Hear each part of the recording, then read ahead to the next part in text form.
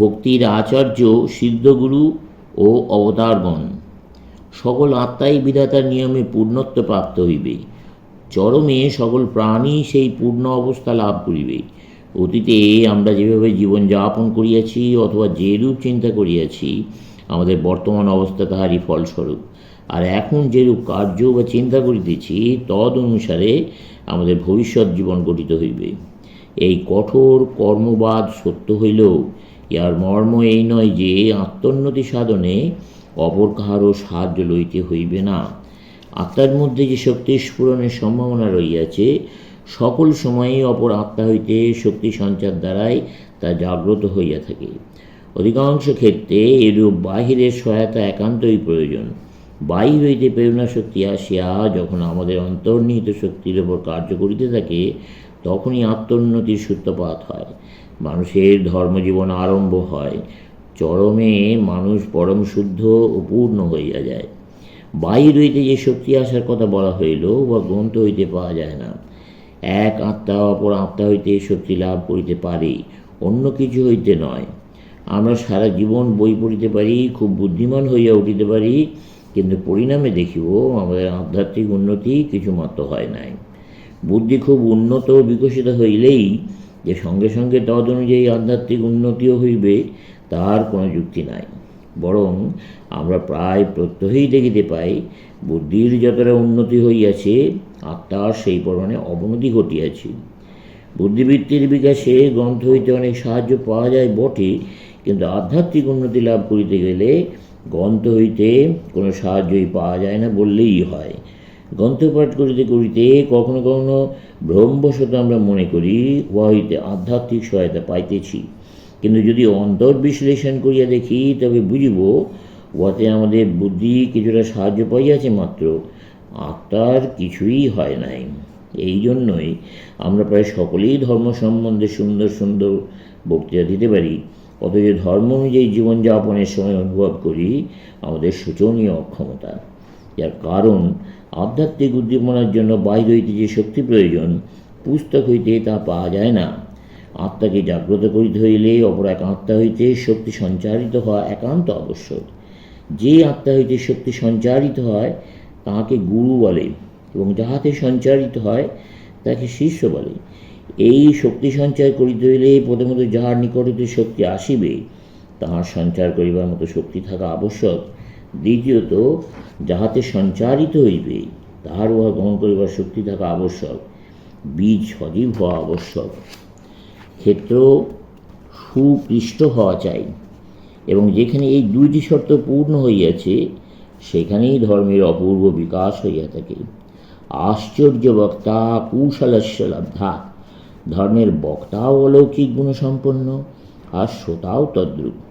আর যখন প্রকৃতপক্ষে উভয়ই অলৌকিক গুণসম্পন্ন এবং অসাধারণ প্রকৃতির হন, তখনই চমৎকার আধ্যাত্মিক বিকাশ দেখা যায়, নতুবা নয়। এইরূপ ব্যক্তি যথার্থ গুরু এবং ঐরূপ ব্যক্তি যথার্থ শিষ্য। অপরের ধর্ম লইয়া ছেলে খেলা করতেছে মাত্র।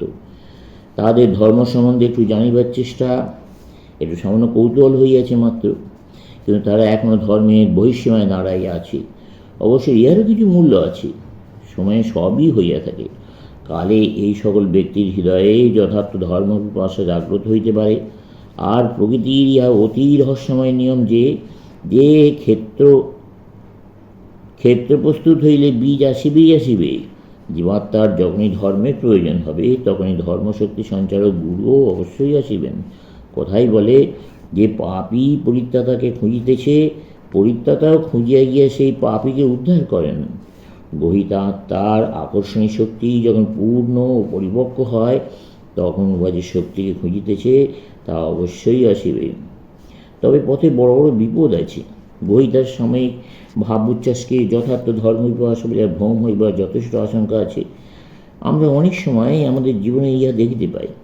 আমরা কোনো ব্যক্তিকে ভালোবাসি, সে মরিয়া গেলে মুহূর্তের জন্য আঘাত পাইলাম, বোধ হইল সমুদ্রের জগৎটা জলের মতো আঙুল দিয়া গলিয়া যাইতেছে। তখন আমরা ভাবি এই অনিত্য সংসার হইতে উচ্চতর বস্তুর সন্ধান করিতে হইবে, আর মনে করি আমরা ধার্মিক হইতেছি। কিছুদিনের মধ্যে আমাদের মন হইতে সেই ভাবতরঙ্গ চলিয়া গেল। আমরা যেখানে ছিলাম সেইখানেই পড়িয়া রইলাম। আমরা অনেক সময় এইরূপ সাময়িক ভাবোচ্ছ্বাসকে যথার্থ ধর্মবিভাষা বলিয়া ভুল করি, কিন্তু যতদিন আমরা এইরূপ ভুল করিব ততদিনই সেই অহরহব্যাপী প্রকৃত আধ্যাত্মিক প্রয়োজনবোধ আসিবে না, এবং আমরা শক্তি সঞ্চারকের সাক্ষাৎ লাভও করিতে পারিব না।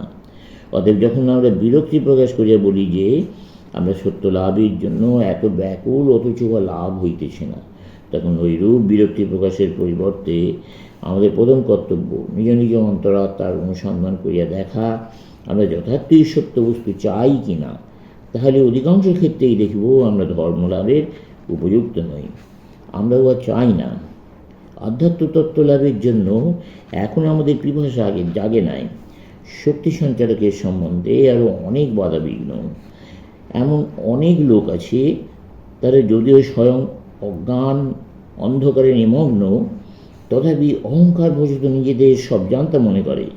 আর শুধু ইয়াতেই ক্ষান্ত হয় না, তাহারা অপরকে ঘাড়ে করিয়া লইয়া যাইতে চায়। এইরূপে অন্ধের দ্বারা নিয়মান অন্ধের ন্যায় উভয়ই খানায় গিয়া পড়ে। পৃথিবী এইরূপ মানুষই পূর্ণ। সকলেই গুরু হইতে চায়, এজন্য ভিখারির লক্ষ মুদ্রা দানের প্রস্তাবের ন্যায়। এই ভিক্ষুক যেমন হাস্যাস্পদ হয়, ওই গুরুরাও তেমনি। তবে গুরুকে চিনিব কী রূপে? প্রথমত সূর্যকে দেখিবার জন্য মশালের প্রয়োজন হয় না, বাতি জ্বালিতে হয় না। সূর্য উঠলে আমরা স্বভাবতেই জানিতে পারি যে সূর্য উঠিয়াছে। আমাদের কল্যাণার্থে যখন কোনো লোক গুরুর আবির্ভাব হয়, তখন আত্মা স্বভাবতেই বুঝিতে পারে সত্য বস্তুর সাক্ষাৎ পাইয়াছি। সত্য স্বতঃসিদ্ধ, উহার সত্যতা সিদ্ধ করিবার জন্য অন্য কোনো প্রমাণের আবশ্যক হয় না। উহা সব প্রকাশ, ও আমাদের প্রকৃতির অন্তরতম দেশে পর্যন্ত প্রবেশ করে, এবং সমগ্র প্রাকৃতিক জগৎ উহার সম্মুখে দাঁড়াইয়া উহাকে সত্য বলিয়া স্বীকার করিয়া থাকে। অবশ্য এই কথাগুলি অতি শ্রেষ্ঠ আচার্যগণের সম্বন্ধেই প্রযোজ্য, কিন্তু আমরা অপেক্ষাকৃত নিম্ন স্তরের আচার্যগণের নিকটও সাহায্য পাইতে পারি। আর যেহেতু আমরা সকলে এতটা অন্তর্দৃষ্টি সম্পন্ন নই যে আমরা যাহার নিকট শক্তি লাভের জন্য যাইতেছি তার সম্বন্ধে ঠিক ঠিক বিচার করিতে পারিব, সেজন্য কতগুলি পরীক্ষা প্রয়োজন। শিষ্যের কতগুলি গুণ থাকা চাই, তেমনি গুরুরও লক্ষণ আছে। শিষ্যের থাকা চাই পবিত্রতা, যথার্থ জ্ঞান পিপাসা ও অধ্যবসায়। অপবিত্র ব্যক্তি কখনো ধার্মিক হইতে পারে না। পবিত্রতাই শিষ্যের একটি প্রধান প্রয়োজনীয় গুণ। সর্বপ্রকারের পবিত্রতা একান্ত আবশ্যক। দ্বিতীয় প্রয়োজন যথার্থ জ্ঞান পিপাসা। ধর্ম চায় কে? এই তো প্রশ্ন। সনাতন বিধানই এই, আমরা যা চাইব তাহাই পাইব। যে চায় সে পায়। ধর্মের জন্য যথার্থ ব্যাকুলতা বড় কঠিন জিনিস। আমরা সাধারণত উহাকে যত সহজ মনে করি, উহা তত সহজ নয়। তারপর আমরা তো সর্বদাই ভুলিয়া যাই যে ধর্মের কথা শুনলেই বা ধর্মগ্রন্থ পড়লেই ধর্ম হয় না। যতদিন না সম্পূর্ণ জয়লাভ হইতেছে ততদিন অবিশ্রান্ত চেষ্টা নিজ প্রকৃতির সহিত অবিরাম সংগ্রামী ধর্ম। এ দু একদিনের বা কয়েক বছর বা কয়েক জন্মেরও কথা নয়। হয়তো প্রকৃত ধর্মলাভ করিতে শত শত জন্ম লাগিবে। ইহার জন্য প্রস্তুত থাকিতে হইবে। এই মুহূর্তেই আমাদের প্রকৃত ধর্ম লাভ হইতে পারে, অথবা শত শত জন্মেও লাভ না হইতে পারে।